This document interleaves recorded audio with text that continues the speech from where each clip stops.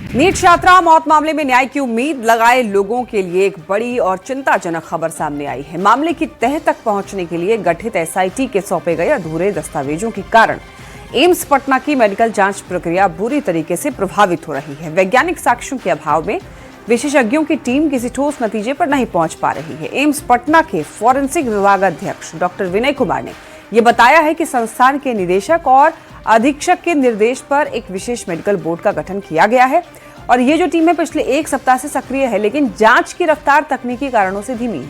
उन्होंने बताया कि मेडिकल जांच समय पर और दस्तावेजों पर आधारित होती है। अगर रिकॉर्ड देर से मिलता है तो रिव्यू में बाधा आती है।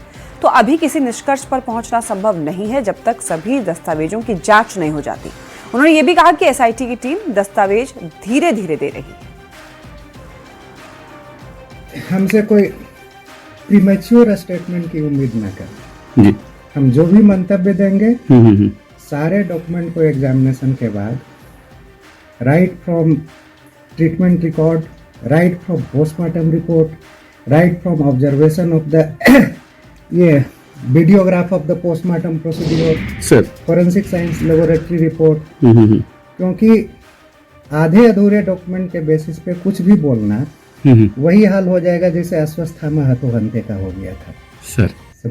अभी भी हमने एसआईटी को बोला है, बीच बीच में हम लोग जैसे जैसे एग्जामिनेशन कर रहे हैं डॉक्यूमेंट का, वैसे वैसे जिस डॉक्यूमेंट की हमको जरूरत पड़ रही है एसआईटी को हम बार बार एसआईटी को बोलते हैं, वो डॉक्यूमेंट ला करके देते हैं सर। तो अभी भी पूरी डॉक्यूमेंट नहीं आ पाई है सर।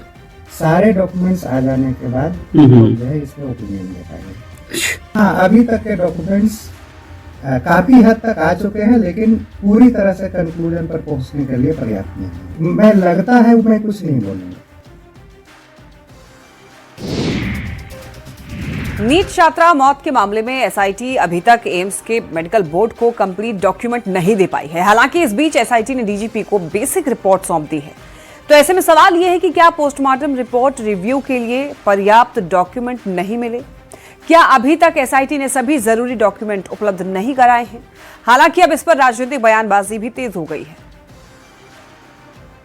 जांच लगभग पूरी हो चुकी है, अंतिम दौर में है।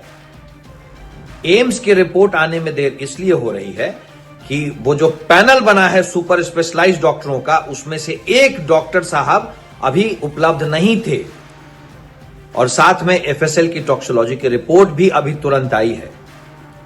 मुझे उम्मीद है कि कुछ दिनों के अंदर, चूंकि डॉक्टर साहब भी उपलब्ध हो गए हैं और रिपोर्ट भी उपलब्ध हो गई है, कुछ दिनों के अंदर जांच कंक्लूड हो जाएगी और सच्चाई सबके सामने आएगी। पुलिस और प्रशासन की तरफ से त्वरित कार्रवाई की गई है। कई लोग गिरफ्तार हुए हैं। एसआईटी का गठन हुआ है। एम्स से पोस्टमार्टम की रिपोर्ट भी आनी है। हम एक बात के लिए आश्वस्त कर देना चाहते हैं कि जो कोई भी इस घटना के पीछे हो बच नहीं सकता है। हर स्तर पर जांच हो रही है और आने वाले समय में इस पूरे मामले का उद्भेदन होगा।